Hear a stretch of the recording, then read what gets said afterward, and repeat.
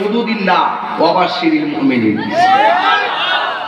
আপনি নামাজ পড়েন, রোজা রাখেন, যা কিছু করেন, আপনার সব কিছু কবুল হবে নবীর মহব্বতে। আর নবীর মহব্বতে যখন সব আমল আল্লাহর কাছে কবুল হয়ে যাবে, আল্লাহ বলেন ওয়া বাশশিরিল মুমিনিন, সুবহানাল্লাহ। আর ওই মুমিনদের জন্যই কি জান্নাতের শুভ সংবাদ।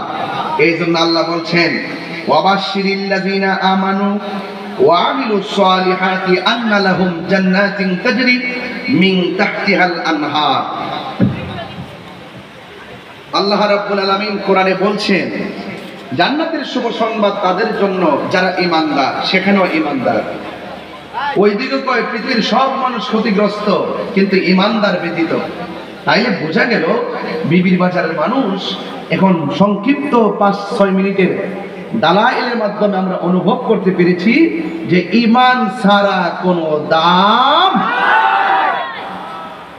নামাজ পড়তে পড়তে কপালের দাগ ফেলে দিলেও লাভ হবে না যদি আপনার ঈমান না থাকে।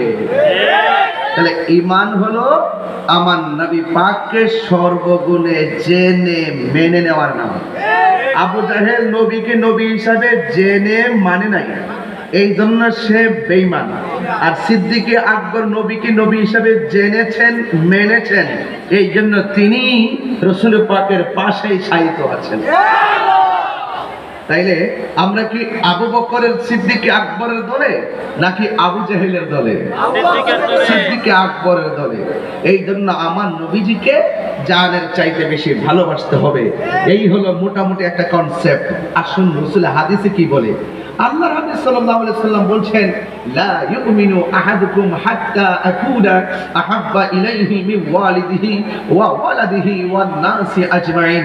আল্লাহর হাবিব বলছেন তোমাদের কেউ ঈমানদার হতে পারবে না যতক্ষণ না আমি নবীকে তোমরা তোমাদের বাবার চাইতে, মায়ের চাইতে, সন্তানের চাইতে এখানে সীমাবদ্ধ রাখে নাই।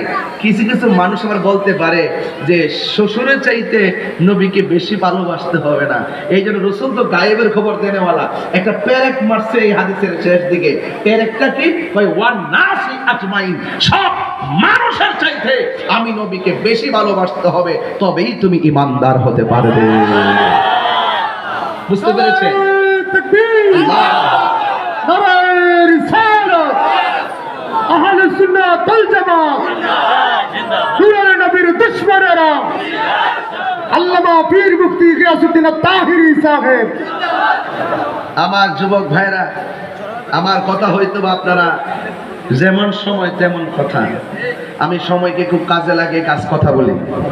আমি খুতবা পড়ি না সময়ের কারণে, আসলে হাদিস পড়ি।